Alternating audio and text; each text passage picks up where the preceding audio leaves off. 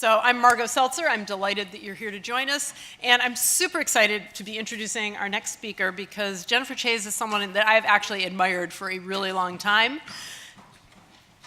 Jennifer wants to change her slides. She has degrees in biology and physics and mathematics and runs labs for Microsoft. She co-founded the lab in Cambridge. She co-founded the lab in New York City. She also now runs the lab in Montreal that they got through acquisition. And in my perception of the world, Jennifer sort of embodies the Renaissance scientist who really understands how to take deep fundamental scientific knowledge and use it to solve problems in whatever area seems to be most important. And so why am I not surprised that she's here to talk to us today about machine learning and cancer? So please join me in welcoming Jennifer Chayes.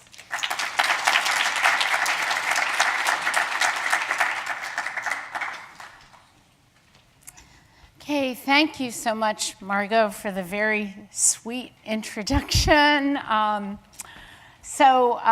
You know, I met a few people who said, oh, they saw my talk at Women in Data Science, where, you know, in about this much time, I talked about 14 years worth of work. This is just the opposite. There's not much done yet. This is projects that we're just starting and that I'm very excited about. So there are not many results yet, but there's a framework for trying to do something here. So this is on behalf of our Microsoft research team. We have Sharon Gillette is here someplace, I don't know where. She's the program manager of this. She's really the one who's putting it all together. Christian Borgs, I don't know if any of our other collaborators are here, researchers and postdocs, computational collaborators, Ernest Frankel and Ricardo Zucchina are longtime collaborators of mine, and Max Leisterson was a postdoc, and he's now at University of Maryland. Also, we have clinical collaborators. It's interesting, because Emery and I were just talking about the fact that you really can't do this stuff without clinical collaborators, and hopefully one day we will have people who are MD PhDs with PhDs like Emery in statistics or in computer science, but for now we put people like me together with real doctors. Okay, and I can't tell you everything about this partnership. There will be an announcement at the end of this month. I will tell you that Arnie Levine, who's at the IES, he's a wonderful biologist, and he's the one who really started teaching us about cancer immunotherapy. He's a great person to learn things from. Okay, and there is something that was just announced a week or two ago.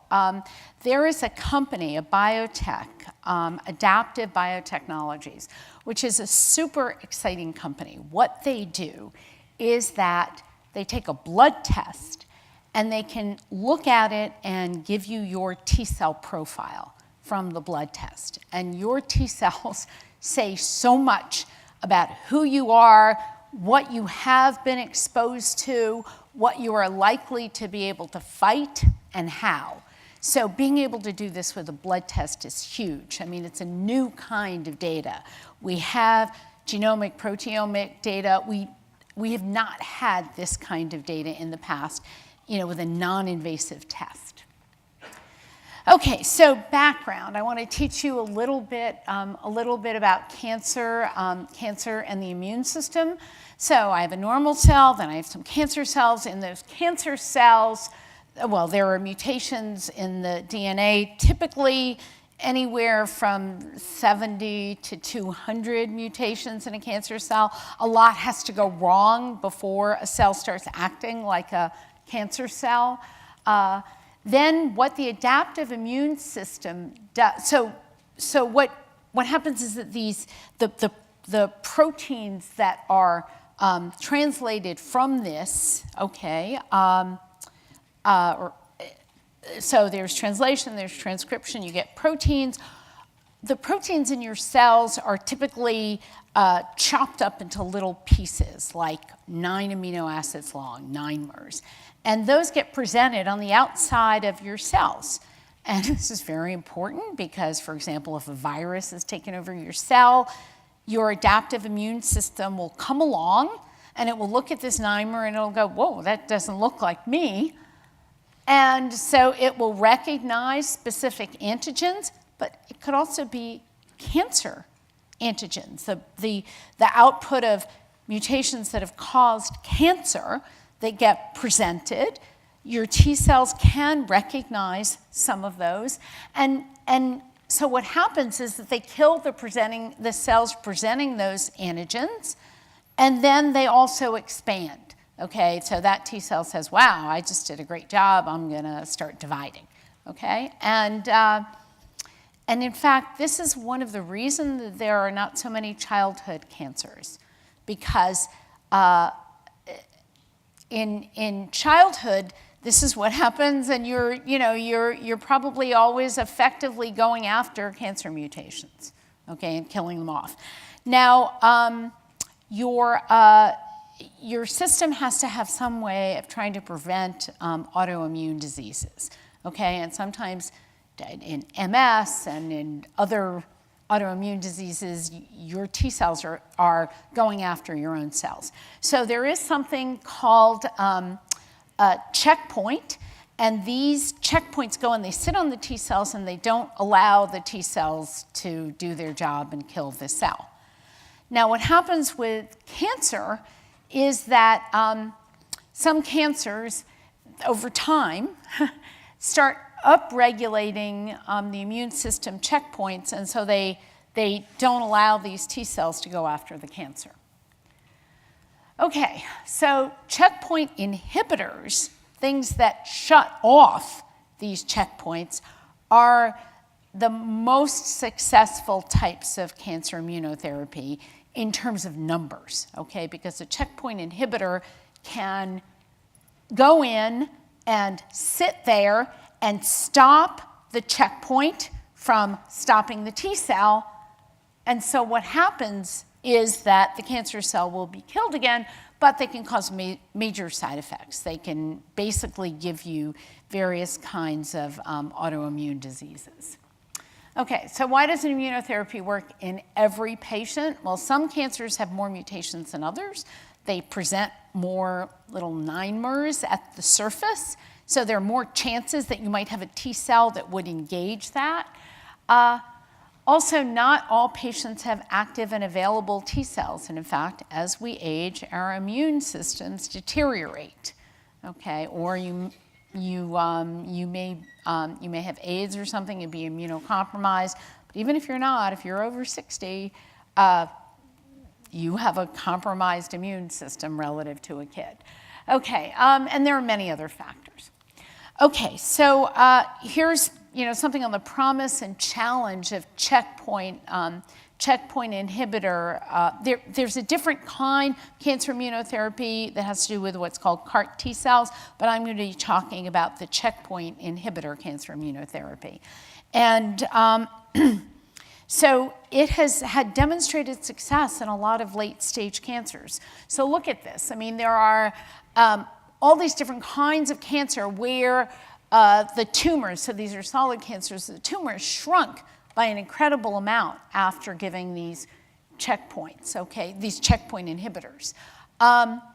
And so you would really, really like to have biomarkers that tell you that this checkpoint is going to be good. In fact, if you have mismatch repair deficiency, which you can imagine what that means, it means that your cells are not as good at going in and repairing the damage to the DNA. You're going to have a lot of mutations, and you're going to tend to get cancer, okay?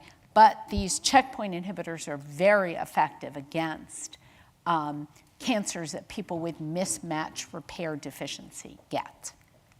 And it doesn't matter where they come from. I mean, they originate in all different kinds of tissues.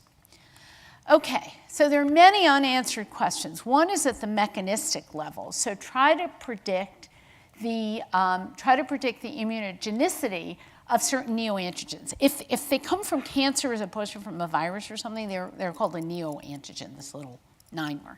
Okay, So this is relevant for drug design. But which mutations are going to produce proteins which, when they get chopped up, produce antigens which are recognized by our immune system? Our immune system probably has not evolved to recognize cancers as much as it's evolved to recognize viruses, for example. Which T cells are going to react to a given neoantigen? Each of us has about 10 to the 7th T cells. Do we have one that's going to react to a given neoantigen? If you think, so how many neoantigens are there? Well, they're like 20 to the 9th, 20 amino acids to the 9th. So that's between 10 to the 11th and 10 to the 12th. Each of your T cells can recognize up to 100 antigens, although some very effectively, some not so effectively. So you're going to be able to deal with something between 10 to the 7th and 10 to the 9th neoantigens, okay, but there's between 10 to the 11th and 10 to the 12th, so you're off by orders of magnitude, okay? So which, if you look at my T cell profile, what do I have a chance of going after? Don't be that worried, because I have a chance of going after different neoantigens, right? It's not like, my cancer, is caused between 70 and 200 proteins to be transcribed. And so maybe, I can't go after the same one as Christian can go after, but there's another one that my T cells could go after. Okay, and which neoantigens are relevant to cancer immunotherapy? There might be some different ones that come up in cancer immunotherapy than in other things, like how we deal with viruses. Okay, and also, when I have a particular patient, how will they respond to checkpoint inhibitor cancer immunotherapy? Okay, and this may also, we're talking to a drug company now about maybe helping them to stratify patients. So if we knew for whom this drug or this combination of drugs would be good, we could target it much better. And, also, who's not going to have really serious side effects, which can be lethal, okay? So if we can say, oh, no, this person, has these T cells, this is going to be lethal to that person, or this is going to be effective for that person, okay? And how do we find strategies to enhance old or exhausted immune systems? Not all of you are old, but hopefully all of you will get old, okay? And we'd like to somehow jumpstart some immune systems that are not functioning, because cancer immunotherapy is so wonderful, right? It's not like chemo, which knocks out your whole body. It's not like radiation, which does all this collateral damage nearby, right? When it works, it just goes after those particular cells. So we really would like this as a cancer treatment. Okay, and then how do we think about the microbiome to enhance the efficiency of cancer immunotherapy? And the reason is your immune system gets trained to a large extent from your microbiome. That is where it is running into the most foreign bodies, okay, and it's getting trained on those foreign bodies. So if in some way we could modify our microbiome, we might be able to train our immune systems in a way that would make them more likely to go after certain cancers. Okay, so the machine learning challenges. In the first case, this is a very high-dimensional feature space.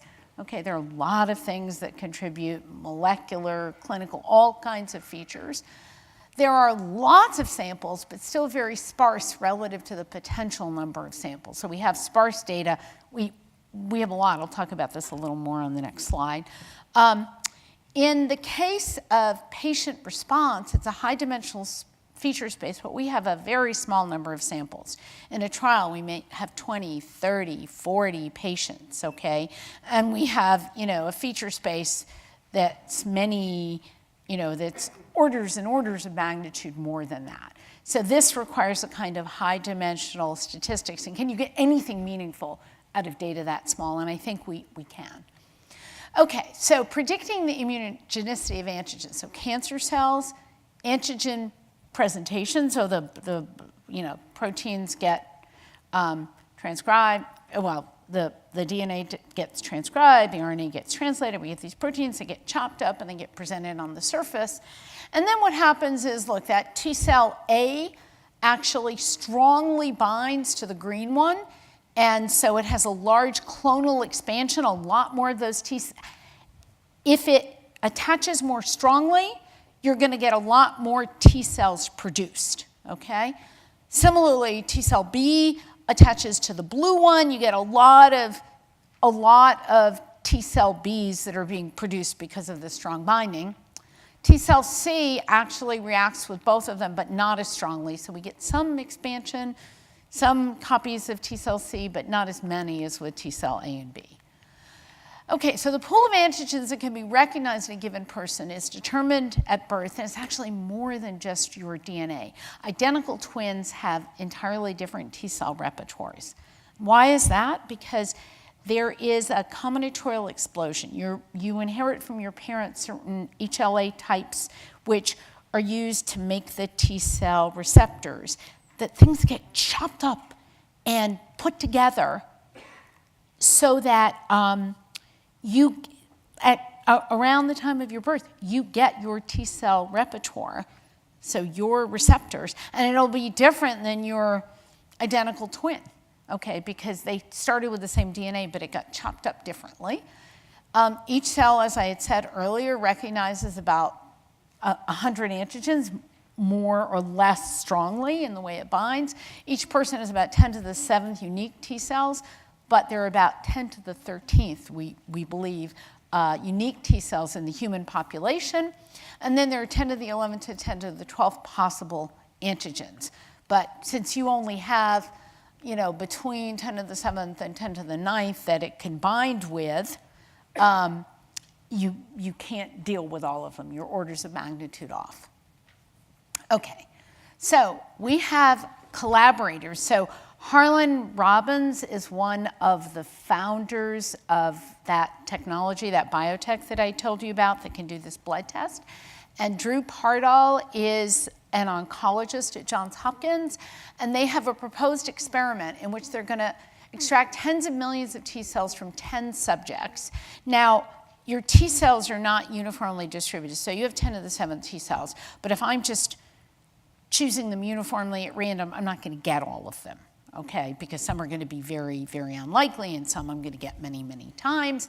So if they do this from 10 subjects, where you might expect, up to 10 to the 8th unique T cells, still, because some of them are not expanded very much in your blood, you'll come out with about 10 to the 6th. And then they want to measure the T cell reactions to a panel of about 1,000 antigens. So out of this 10 to the 11th to 10 to the 12th, we got 10 to the 3rd. Think of this as a matrix completion problem, okay? So out of the 10 to the 11th to 10 to the 12th, we've got 1,000. Out of the 10 to the 13th, we've got 1,000,000. So we're still, it's a sparse matrix completion problem. Now, one thing that's helping us is, and what I would like to do is, this is more information than has ever been collected by many orders of magnitude. And so what we're hoping is that we can use things like the 3-dimensional structure of the antigens to say, okay, I have a similar antigen to one of the 10,000, or similar in this way to one, and similar in that way to another. So can I use that to try to help? And now you're a new patient, you come in, we take your T cell profile, and we try to figure out which antigens you might be able to go after, and then hope that those, and we take your exome from your cancer cells, we see what are the mutated proteins, we chop them up in all ways, and we hope that some of the ones that turn up are some of the ones that your T cells are likely to go after. In order to try to fill in this sparse matrix, we're going to exploit similarities in T cell receptor sequences and 3D structures, using things like kernel methods or clustering, if you know what that is. And there's a multitask learning problem that each new antigen will define a prediction task. And again, we try to leverage similarities. Okay, so predicting T cell antigen response, this is really important. I mean, what Adaptive and Microsoft have just announced they're going to do, not just for cancer. We want to be able to take your blood, find out what T cells you have, and diagnose what diseases you have in general, for cancer also, because your T cells are probably expanding in response to whatever diseases you have. Certainly, this would be amazing with autoimmune diseases where we tend to diagnose them very, very late. But also, if you have T cells that are known to expand, if you have glioblastoma, that could be an early warning sign of glioblastoma. Glioblastoma is usually discovered when you've got this huge tumor that is squeezing out part of your brain and affecting your vision or something else. Okay, and then you can determine which cancer immunotherapy drugs are likely to be most effective. I had discussed this before. And also anticipate autoimmune disorders or side effects. Okay, if you have T cells that are known to react to particular antigens, I don't want to uncheckpoint them. Okay, I want to leave them checkpointed. 20 minutes, fine.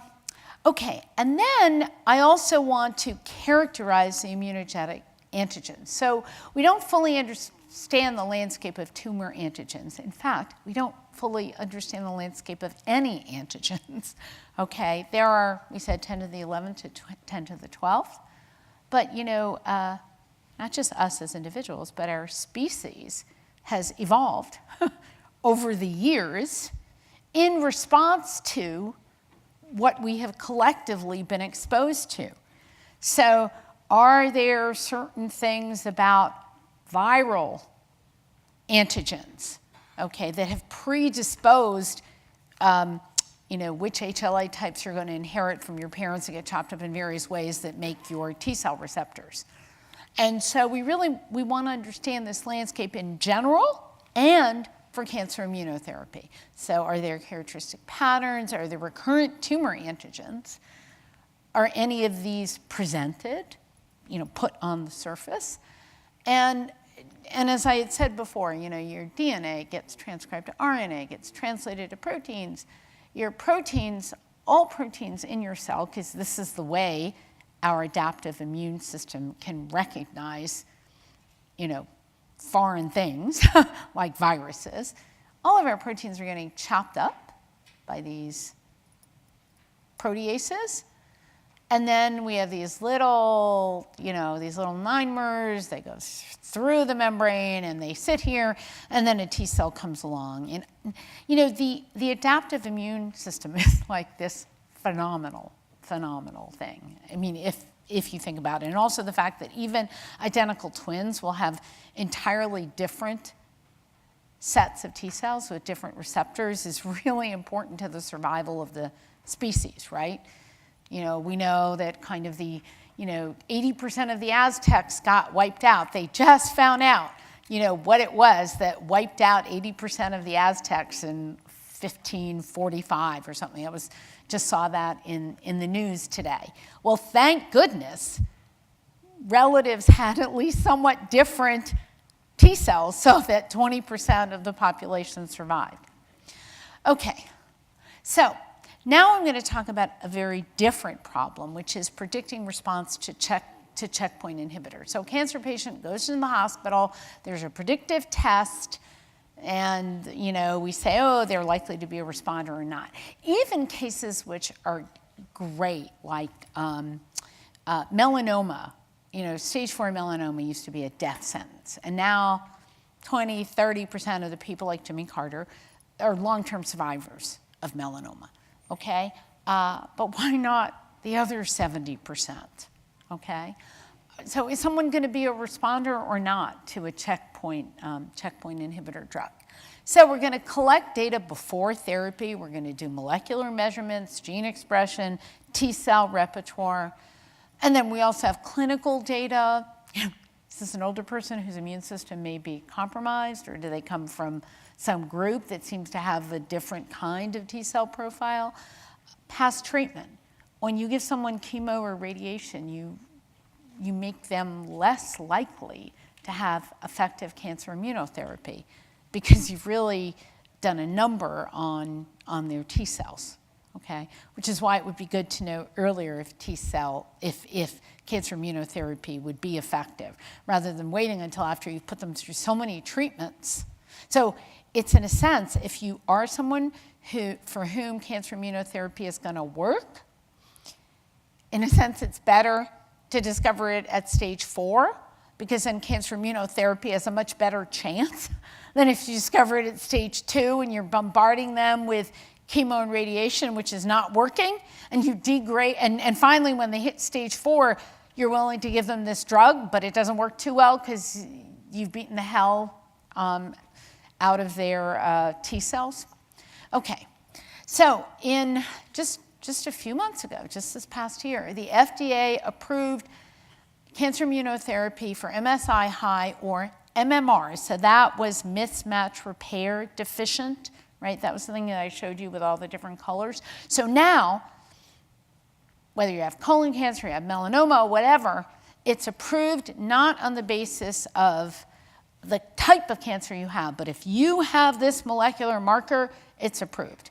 And that's really huge, because that means that you can go in there early and try this. There was an article, when this got approved, there was an article on the front page of the New York Times about this woman who everybody had given up on. She was like in her early 20s or mid-20s. Her sister heard about this, took her down to Hopkins, had her tested. I mean, this was actually Drew Pardall, our collaborator on this, who, I mean, you know, and they found this mismatch repair and they gave it to her. And she was her case was one of the pieces of data that the FDA used to approve this.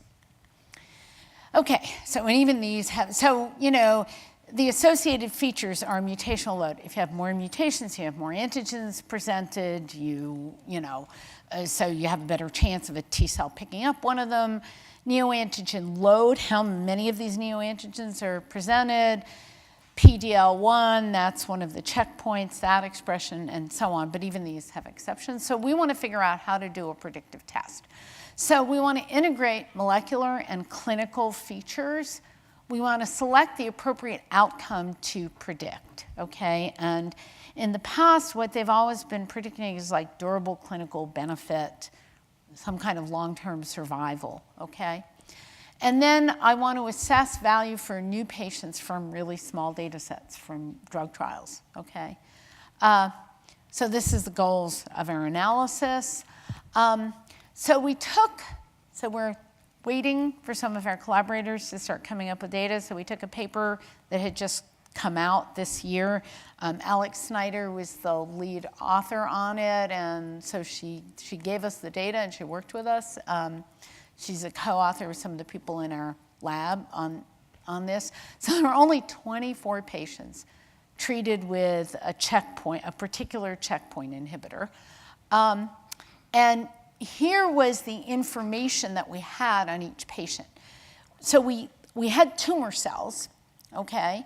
From the tumor cells, pre-therapy, we did whole exome sequencing, and we also looked at the T cell receptors using this test from Adaptive Biotechnologies, and then blood, both pre-therapy and at 2 points post-therapy. Okay, and the key question is, can we predict how the population of T cells changes in response to the therapy?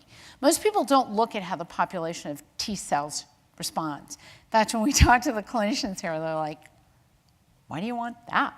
And they had looked at durable clinical benefit. So we said, why not try to predict T cell clones in tumor-infiltrating lymphocytes that expand in the blood?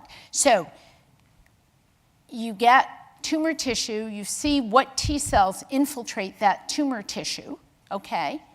And then what we want to predict is how those T cells are going to multiply in the blood when we look at it at these points, at these post-therapy points. And the advantage, if it works, over predicting standard clinical outcomes is that it's much more immediate and it's much more fine-grained. Okay, so the doctors, the oncologists had collected 19 different features, clinical, tumor, and blood features. And so what we did, I mean, this is, you know, if you do high dimensional statistics, this is a pretty reasonable, I mean, this is not rocket science. You know, the elastic net was 2005, but what they had been doing was just doing pairwise correlations here, okay? And so we said, okay, let's fit it with a high dimensional regression procedure. This particular one is designed to reduce overfitting and be robust to irrelevant features. Because we only had, I mean, of the 24, I think 21 of them actually had enough data to say anything. Okay, so you've got like 21 patients. This is a really, really, really small number of samples. Can you get, and we actually thought we would get nothing statistically significant out of this because the sample size was too small. But we wanted, so we cross-validated, which has all kinds of problems, but we said we're gonna leave one out. We're gonna take the 20 and we're gonna predict what we think happens with that one, and then we're gonna leave another out, take the 20 remaining and predict. And just as a sanity check, we did something called a permutation test, which tests whether cross-validation error is significantly smaller than error under permuted labeling. So if I just go and I completely mess with which patient is which, and I get results as good as I got before, then your analysis is crap, okay? And so we at least did that, okay? I mean, it shows statistical association if things pass the permutation test. Okay, so it gave remarkably accurate prediction of tumor infiltrating lymphocyte clone expansion. The learned model, this is from 21 patients, explained 80% of the variance in the held out patients, okay, which is kind of stunning, okay? So it's the cross-validation means, 1 minus cross-validation mean squared error over the variance. And I mean, look at this, it's really a lot. Now, interestingly, if we all three types of data contributed significantly. So if the tumor features were excluded, only 26 instead of 80% was explained. If the blood features were left out, only 13% instead of 80%. And if the clinical features were left out, the model just totally overfitted and we got 0%. Okay, and then here is the permutation test. And what this says is when I mix up the labels, I get something very different from when I don't mix up the labels, which tells me there's a real... Let me just tell you, there is this really perverse example. Avram Blum, Adam Kalai, who's in my lab, and John Langford, who's in my other lab, said, let's say that I had 100 data points, and 50 of them were -1, and 50% of them were +1, okay? And I did a leave one out test, and I wanted to predict what that one was. If I say, okay, add up all the other ones, take the sign of that, take the negative of that sign, I'll get it right every single time, okay? Because but it's ridiculous, right? It's completely ridiculous, right? Because all I've done is say, oh, I know that one of them, that the one I've pulled out is either positive or -1, and that will have 0 predictive power, but that would do perfectly. However, a permutation test would show you that what you've done is junk. Okay, so permutation, and actually this gives you statistical association as much as some things that sound better like F-tests do. Okay, but still, I mean, we'd like to do much more than that. Okay, the other thing that we just ran this weekend, I said, okay, what if we hold the tumor and blood variables constant and permute the clinical variables? So this says, is there a statistical association in just the clinical, just the tumor, just the blood? And in all cases, the distribution that we got was very different from the one we originally had with the right labels.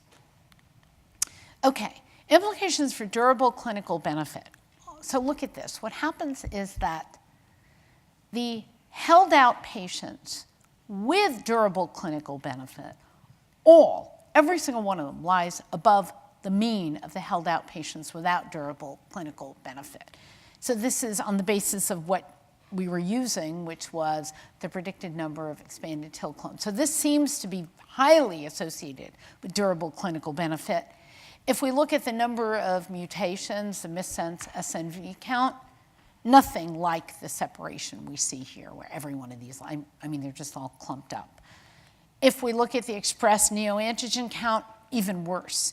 So this thing, which is just this stupid idea, okay, a not so stupid idea, of a number of our researchers, turns out to be really significantly correlated with durable clinical outcome. And you see it after 3 weeks. So you're able to you could change the treatment if it didn't seem to be working. Okay, going forward on bladder cancer, one of the things we really would like to do is to model the responses across multiple time points. Need a little bit more data for that. And, could we come up with, could we look at this TIL expansion, tumor infiltrating lymphocyte expansion? That's how many of the tumor infiltrating lymphocytes are growing in number to predict the clinical response directly, okay? On predicting immunotherapy results, can more predictive signal be extracted from previously completed studies? We looked at one study and we got a lot more than they had gotten. They were very excited about. In fact, some of them are our co-authors. What other cancer immunotherapy prediction problems could benefit from multivectorial modeling rather than just pairwise association? What value can patients or trial designers derive from accurate TIL expansion prediction? And are there other things like TIL expansion, non-standard phenotypes, especially things that occur early in the treatment, that are predictive?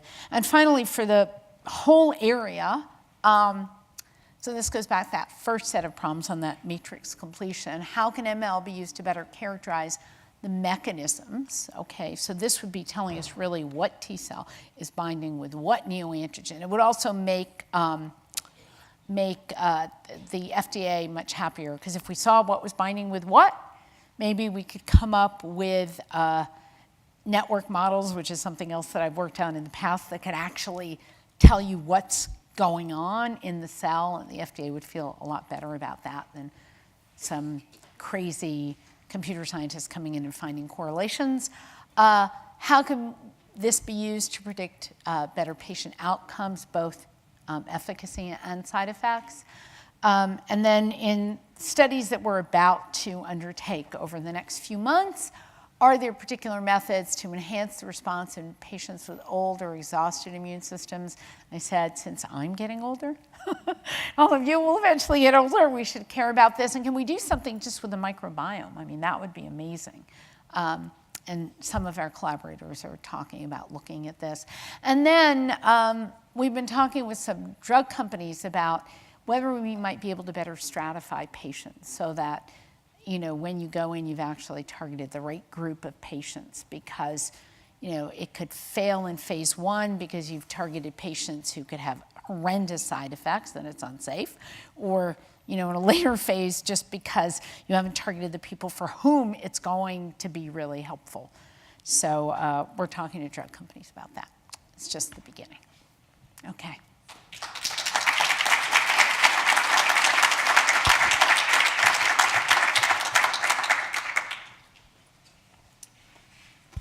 So we have time for just a couple of questions, and I want to remind people to use the microphones for the questions, because we are recording this whole thing, and then the questions will appear on the tape.